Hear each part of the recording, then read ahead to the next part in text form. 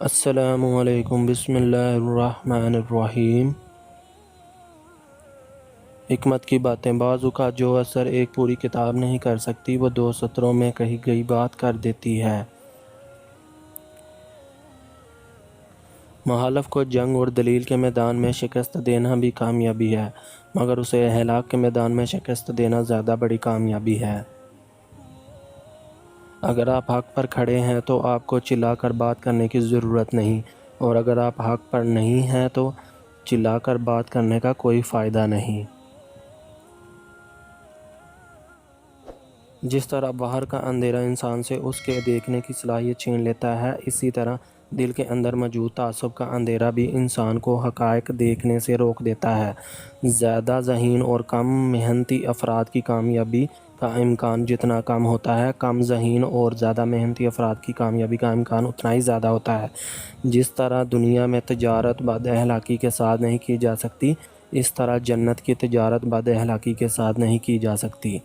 جو انسان چیزوں کو ملکیت بنانا اپنی زندگی بنا لیتا ہے، کچھ عرصے میں زندگی خود اسے چیزوں کی ملکیت بنا دیتی ہے۔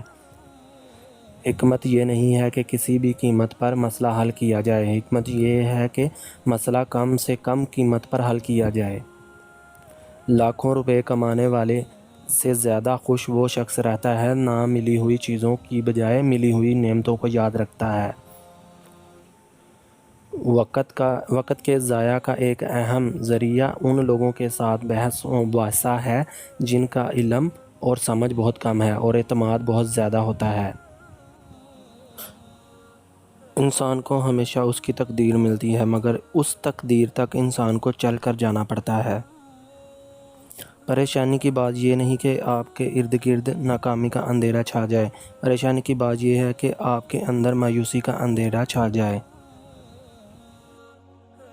زندگی میں پیش آنے والے ناگوار حالات روزے دار کے ایک سخت دن کی طرح آہر کر گزر ہی جاتے ہیں۔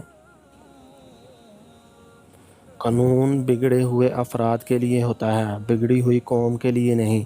بگڑی ہوئی قوم کی اصلاح صرف دعوت و تربیت سے ہوتی ہے۔ انسان کی جہالت اصل مسئلہ نہیں ہوتی، اصل مسئلہ جہالت کے باوجود اپنی بات پر اعتماد ہوتا ہے۔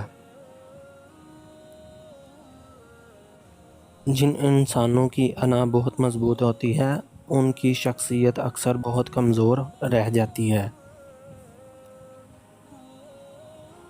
آپ کا شمار خوش نصیب لوگوں میں ہوگا اگر آپ آدھے خالی گلاس کو آدھا بھرا ہوا دیکھنے کی صلاحیت رکھتے ہیں۔